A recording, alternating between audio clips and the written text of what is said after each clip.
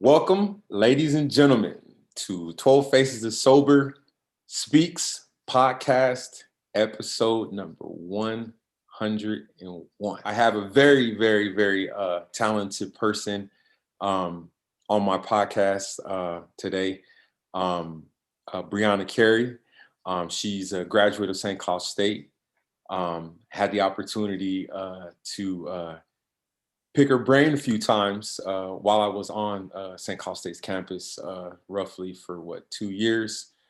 Had the opportunity to do a study abroad with her early in my sobriety, which I believe I was probably about 2 months into my sobriety.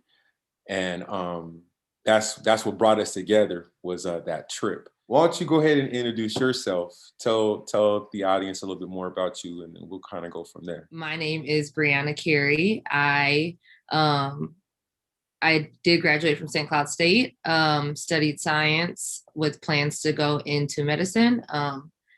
I do lots of different things outside of that, from community-based projects, whether that is on the side working to develop an app with an organization called The Plugged App, which will be coming on a podcast called Good God Girl, where we get real about the struggles and the success in being quote unquote God's kind of beautiful. And so one of my passions is really just being a person who can uplift people. If I have the opportunity to uplift people, that's what I want to do. That's like my God-given gift that I like to be able to use in any way that I can. Say thank you for even thinking of me and considering me to be a guest on your show. I greatly appreciate it. I think it's just the power of God, honestly, as far as how we stay connected, how we connected in the first place in South Africa, and just how we continue to stay connected even until now. So thank you for, bringing me onto this show. So also, if you don't mind sharing some of the great opportunities or not opportunities, but programs that you brought to St. Cloud State that not too many people during my time of my undergrad and from 01 to 03 was not even to be thought about. Yeah. So during my time at St. Cloud, I was extremely active on our campus regarding lots of just different racial tensions and injustices that students, specifically students of color, and even more specifically Black students, were facing on our campus. I was a part of our BSU as a program coordinator, and was just extremely passionate about trying to bridge community, and specifically for Black community. And so one of the things that I was able to do was found my own conference called the Pan-African and Allied Student Summit, which was geared towards self-knowledge, unity, and empowerment within the African diaspora.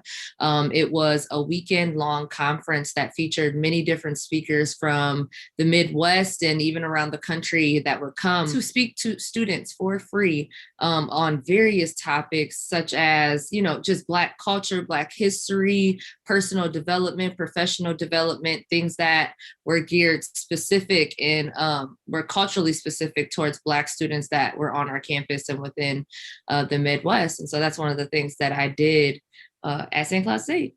And I actually had the opportunity to be a participant as well as take photography for it. So thank you for that opportunity. Absolutely.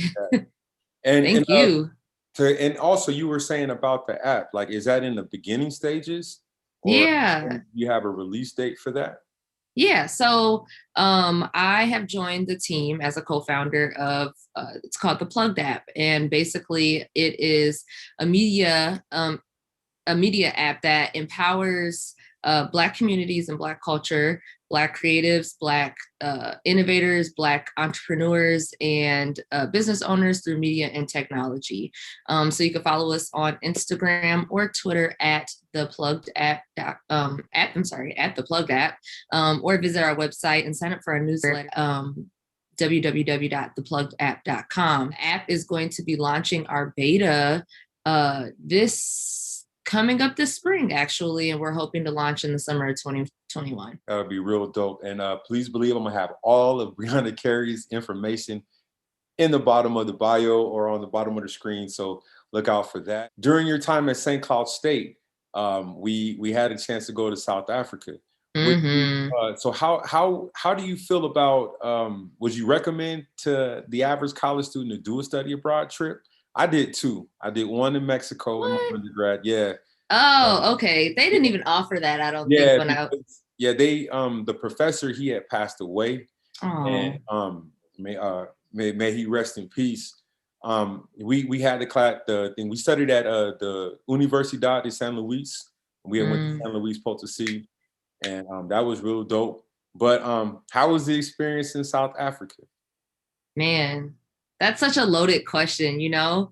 I've kind of I've stayed away from answering that question because it's like I could say, oh, it was great, definitely go there. The ticket to get there may be a little bit pricey, but once you get there, you'll be like smooth sailing. You don't even need to spend a whole lot of money being there. Like it's just a vacation, just being in South Africa, but also I look at things. I guess I'm just like very analytical in how like the things that I observe and how I observe certain things. So certain instances, like when we went to visit the school, we got to see such amazing like young children, young people, but the realities of the hardships that Black folks continue to face even outside of the United States was a big reality check that I did not realize in that way until I went to South Africa. It was gorgeous. It was beautiful. I enjoyed just immersing myself in the different cultures of different people, and just learning to be vulnerable in that space. But it was also kind of like a trigger for me because like I would just get so pissed off, knowing and learning more about the history, learning more about the apartheid and seeing the aftermath of the apartheid, which ended only 20, at that time it was like 23 years prior to us even going there, which isn't a lot of time at all. That was very difficult to like try and process, but overall that trip was amazing, and I'd love to go back and immerse myself even deeper because we took like a school trip, so we were very very much so like grounded on, well, I mean, you got to kind of go out where you wanted to go and kind of do your own thing. Yeah, But just a little bit, not as much as as I wanted to. Like I said, yeah. for me, it was like if when I did the first study abroad, obviously the mindset was different. Hmm. Partying, drinking, girls, Hmm. stuff like that. Hmm. This time it was like, okay, I'm not gonna drink. I'm just trying to get my mind away from what was going on prior to moving back to Minnesota. But like Hmm. I said, the two benefits of that is my ex-wife getting served divorce papers when we touched down in Wow. Port Elizabeth, I think it was. Hmm. No, whatever the first one we was in. We went to Joburg. yeah, we went there first, and I literally got the email. That was probably like the greatest feeling during that trip, on top of everything else that we embraced because I wasn't expecting it. So yeah, it was a good experience, and trust me, I feel you on that, wanting to go back because, like I said, that the time that we were there it just wasn't enough to like really Right. be able to kind of grasp all of it as a whole. Shifting gears, um, how has life been for you since you've graduated? And the reason why I asked that is because I received my bachelor's degree in 2003, and Hmm. I struggled. I worked the first couple of years in my field, which was radio, and then I kind of had got an ego and decided to move from Minneapolis to Phoenix, and that's Hmm. when my life changed. And Hmm. I began to drink and Hmm. drink and drink and not really focus on my career anymore. Hmm. So how has life been? Now you've been out of school now, it'll be 3 years in May. So how has Ah, it don't been? remind me. I'm sorry. I know time just like flies. I just can't even believe that it's been almost, you think like, oh, it's only 3 years, but that's a lot of time, so as I mentioned, I went to school for biomed. So I graduated with a degree in biomed and a minor in gender and women's studies, and going into college, I had my plan set up. I was going to go to med school. I was going to, get this biomed degree, go to med school, be a doctor, right? Like that was the plan that I had, the mindset that I had. I graduated high school with honors, with high honors. I didn't really need to exude much effort. When I got to college, I thought, I feel so, like not like, I'm just a little angry at myself for even thinking that, I got a C in one of my early science classes and just thought I was a big failure because I have never had a C before prior to college. Yeah, so like I'm like, oh, I'm a failure, right? So like I just was just like hyper analyzing that situation, and like that really impacted my schoolwork and the effort and like my learning outcomes and just how my performance overall. On top of that, I learned I had ADHD, and a lot of times you think that's just like with children when they're extremely hyper and things like that, but which I believe that now looking back at it, I had it back as a child as well. But when I was in college, I'm like, I'm just doing everything that I'm supposed to be doing. I spend all of my time studying, reading through everything. I'm doing these things and doing all of this type of stuff, and I'm just not performing well. And so when I got that diagnosis, like, okay, that made sense, but I had to understand and unpack what that means as an adult, So that was a journey. But in learning that, and also being so active on campus with community, I started to question if going to med school was actually what I wanted to do. I came to peace with knowing that, I'm more than capable of doing it. It's just something that I didn't want to do. And I really wanted to be grounded in community. And so when I graduated school, I'm probably talking in a circle, but when I graduated from school, I was studying for the MCAT at that time. And I remember I went to a library. I was in North Carolina, and I went into a library and decided I was going to study. And I was there maybe 10 minutes, and I'm not kidding, I ran out of the library. I just got so anxious and ran out of the library. And I was like, I don't think I need to be doing this right now. I believe that God, he provides peace when we're walking in the path that he wants us to walk in chaos or confusion when it's something that we don't even need to be near. And I was feeling very confused. I was feeling very chaotic. And so I decided that, you know what, I'm just going to decide I'm not going to med school. I won't completely throw it off the table, but I know I'm not going anytime soon until I figure out what it is I want to do. Yeah, after college, I decided that I love community. I love being in community spaces. I have, some experience in community building and community development. And so I decided to go that route after graduation. So I became a community organizer for a nonpartisan organization that was surrounding the 2018 election.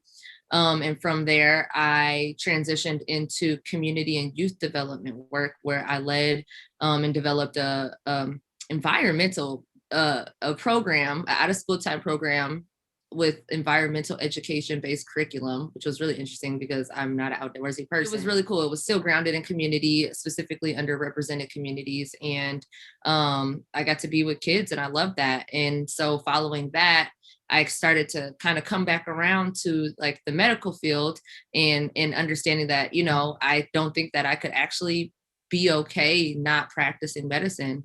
That's something that I really want to do, not because of the money, not because of it was the plan, not because of any of those things, but just the fact that like I just love it, and I wouldn't be happy if I didn't do it. I started working for a hospital in Minnesota doing community work. It was really interesting position because it fit all of my skill sets as far as like program coordination and coordinating different events, along with like social media, marketing, and also healthcare and advocacy and policy, and being connected to the politics that are happening surrounding health. And that is what I love to do. So due to COVID, my position was eliminated because I couldn't necessarily physically be in community. And I've been searching for what it is I wanted to do next. And I just kind of sat, most people would be like very frantic, like, I gotta find a job, I gotta find a job. But I just was believing that God was going to provide for me regardless. And that, I wanted to take the time because I'm just so used to being on the go and doing things all the time that I just wanted to sit and really take advantage of the opportunity that I had to answer the question, what is it that I really want to do? And start making moves towards that. So I decided that I was going to go back to school, to nursing school, and go the nurse practitioner route as my I won't say final step, but one of like my big destinations. So I started studying and took my entrance exam for nursing school and applied for a nursing program, and hope to hear back next month on whether or not I was accepted. Okay, well, I'm already knowing. I'm claiming that. You getting All in. right. Definitely. Thank you. And I received that. like you took the question away because it sounds like, you've kind of put your hands in different avenues. But Hmm. you already, you always knew what your calling was medical. Hmm. But you had other avenues, and that's kind of the same thing that happened with me in terms of, like I said, I worked on radio, played around in the education field, was a teacher for a couple years in Minneapolis and in Phoenix. And then, like I said, I fell on hard times and went to the military. And then Hmm. here I am today, now back doing what I love to do, which is, Hmm. broadcasting. So, like I said, there's definitely a reason why I wanted to have you on my podcast first, because there's definitely those correlations where you get out of college, you you want to do one thing and you do something else, and then somehow some way you go back. And it's the same way with myself. I said that I would love to just be in my field. It doesn't matter how much it is, but at least I can say I'm still in my field. Right. So I think that is very dope. I appreciate that answer because I respect that. And like I said, I didn't even have to ask the question because you already answered it for me. Haha. Now, my question to you would be, to somebody else, what advice would you give to someone else that might be in your situation that's unsure? Do they want to go pursue the career in their degree or go look at something else? Mm. I would say to a person who is in a similar situation, to do what you are being led to do and follow what you're being led, what you feel like you're being led to do. I say that because so often we come up with, we have a plan, right? And we want to stick to what we know. But the thing is, there's so much that we don't know, right? Like there's so much that we don't know. And had I stuck to the plan of just pursuing medicine, and not getting involved with community on campus or doing the things that like I was being led to do and being called to, I would have never ended up planning the conference that like really helps to support me in my avenues, no matter what type of job I'm doing. I would have never met the people and made the connections that I made, had I not done that. And so I say to someone, like, just immerse yourself in all of the things that you are being called to do, that you feel like doing, whether it's being a part of pottery club, go be a part of pottery club. If it's being a part of a book club, starting your own book club, or whatever it is, keep your interests in mind and know that like you are not, you don't have to be isolated to one thing. Nowadays, like we're in a new society where we don't have to subscribe to just one career like our parents did, right? My grandfather and my grandmother were teachers, and were teachers up until their retirement, right? And my mom and dad kind of took that same route, as far as my mom was a nurse and my dad was involved in like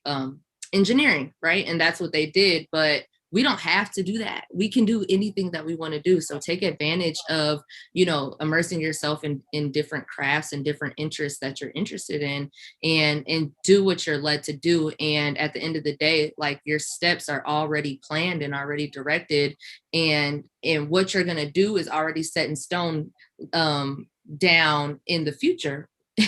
And so you just trust that you will get to where you need to be, at the end of the day, and things come full circle. I got a couple more for you. And Okay. we gonna get it. Now, during a time like this, when you're kind of in a transition, um, do you write down goals, Hmm. to in terms of trying to achieve, and how do you go about that? Hmm. Holding yourself accountable to those goals. Mm. Yeah, that's major. Yeah, actually, I just talked about this in one of my podcasts. I think it was episode 7, where we were talking about manifestation, and a big part of manifesting is writing down your vision. You get a vision, and a lot of times we keep that vision where we got it in our head, right? And you have to write it down. Everything it is that you want to do. Like, we write down what we get from the grocery store so we don't forget. We write down our plans so we don't forget, and we need to do the same thing and write down our goals so that way we don't forget, and it's right there, right plain in front of our face for us to look at and meditate on how we can start, taking those next steps towards achieving that goal. So one thing that I like to do, I journal a lot. And so I write down, like, just whatever it is I'm feeling and thinking and want to do, I will write it in my journal, and meditate on that. And if it's on my heart for a long while, then it will become something that I want to put into action.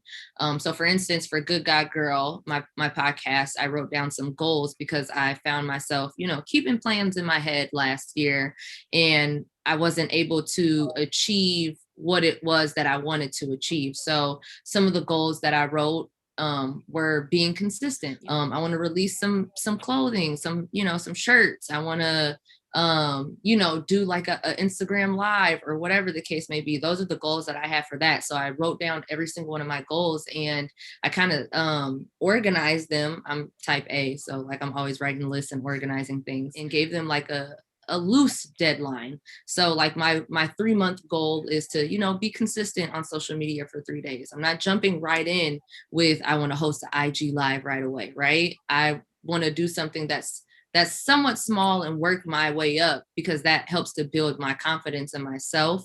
At the same time, I'm accomplishing goals and I'm getting things done and working towards that next step. So so far, I'll be excited. I've been really consistent with social media so far, so I'm really proud of myself, and I'm excited, and I now have something to look forward to, for month 6, when I want to, reach my 6-month goal and in my 1 year goal. So I definitely write down everything, and prioritize those things. Self care.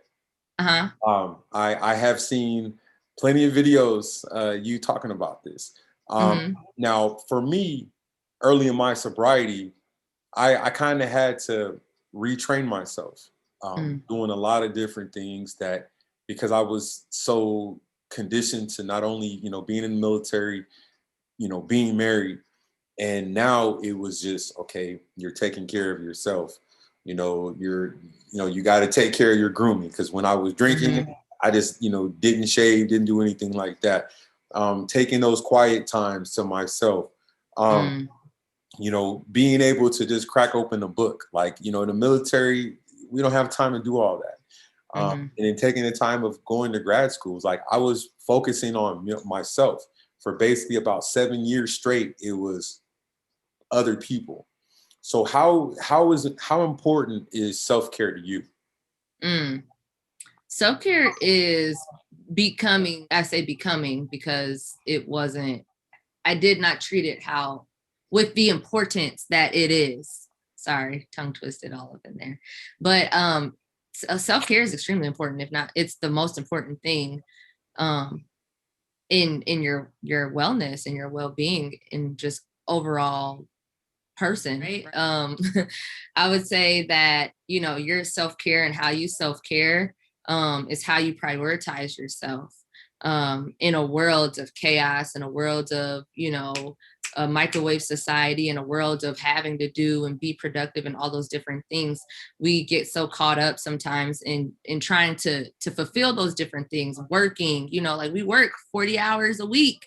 That's a lot. 8 hours a day. We have other activities and things that we and responsibilities that we're dedicated and committed to, and we're just we do those things so much that sometimes we forget and overlook even just the small things. So I posted a video the other day of me making my bed, which sounds like very like, girl, you're just making your bed, but that's self-care for me because I don't make my bed. And um because I don't make my bed, like I just throw crap on my bed. And when I start throwing crap on my bed, then I start to feel very claustrophobic. And like sometimes I won't even sleep in my room because I'm like, I don't want to go in there. It's too much of a mess. But that's also where I work.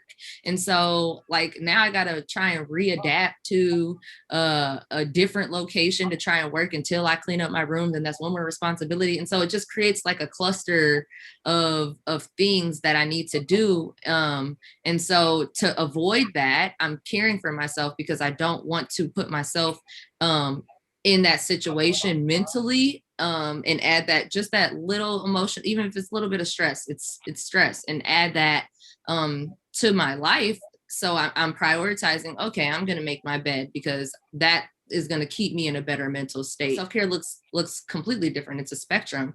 It could look like taking yourself out to the ocean air and treating yourself to a 5-course meal, or it could be something as simple as making your bed, right? Like it's a spectrum. Buying yourself new socks when the old ones have holes in it, and not waiting to wear out your shoes, or doing your hair. I can be really lazy, but taking time, you know, to prioritize yourself and your needs before the needs of other people and other responsibilities. And then last question.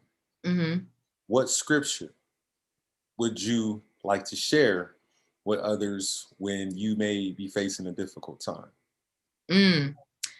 So the scripture that I go to every single time, like it just automatically comes to my head, is James 1, verse 2 through 4. And it says, "Dear brothers and sisters, when troubles of any kind come your way, consider it an opportunity for great joy. For you know that when your faith is tested, your endurance has a chance to grow. So let it grow, for when your endurance is fully developed, you will be perfect and complete, needing nothing." And I love that verse because it's kind of backwards. Like it catches you off guard. Like be rejoice in hard times and in struggles, like no thanks, I think not, right? Like that's the way we think, but tough times don't last, tough people do, right? And it's because they are building their endurance. They know that they can get through whatever it is that's coming their way. If I got through this, then I'll be able to get through this. And that's essentially the same thing that's being said in this scripture. It's, you know, don't look at it as a bad thing. Well, even, you know, no matter what the situation is, look at it as as an opportunity to grow. It be a bad thing, but you could always see the God or the good in that situation, and know that there's always there can always be something good that can come out of that situation. I did say I was going to hit you with something. So I don't know if you, yeah, I still have it. And oh, that's beautiful. For those that don't know, we were having a discussion in South Africa, and you know I was kind of explaining not all of my whole life or pre 12 phases of sober, but kind of told her about my life and some of the things I was going through. And we were on a what they call it, a safari. Was it a safari or whatever they had a different name for it? Yes, yeah. Once we were done with it, we went to the gift shop, and she came with this and was like, "I think this will suit you." And I pretty much I've been holding on to it now. Once I got my new car, it's in my car, and it stays that's there. beautiful. For me, it's like a blessing. Like I said, I had to connect all this together. and we had to close it with that. So Yeah, I that's want to say dope. I really do appreciate the for one the growth that I've seen. Wow. The 2 years at St. Cloud State, and then Mm, post St. Cloud State. I've followed you, and I've seen nothing but positive things, and I wouldn't have known that you have struggles. You know what I'm saying? Because mm, you don't display that. You know what I mean? So, mm. like I said, and hopefully, from the 4 years, you see me evolve into some good things as well. And I just kind of wanted to, be a mentor to a lot of students at St. Cloud State, brothers especially, because there wasn't many that was like that after they graduated, wanted to come back Mhm. and look out for other people. And I just feel that I know that you'll do that as well. If not at St. Cloud State, before another university, whatever school you decide, I know for sure that you'll give back. And that's the good thing. And there needs to be more people like that in this world. So Wow. with that, I want to say thank you, thank you, thank you so much for being my very first guest on 12 Faces of Sober Speaks podcast. Brianna Carey, it's been an honor and a pleasure to have you as my guest. Thank you. It's been an honor. I'm so honored to be your first guest. Like Right. that's such a big deal. Thank you so much. And all of her information will definitely be in or around somewhere on this podcast, mentioned over and over. And like I said, if you have a chance, you can follow her too on all her social media platforms. She has good, positive words and videos to encourage those, not just women, but men as well too.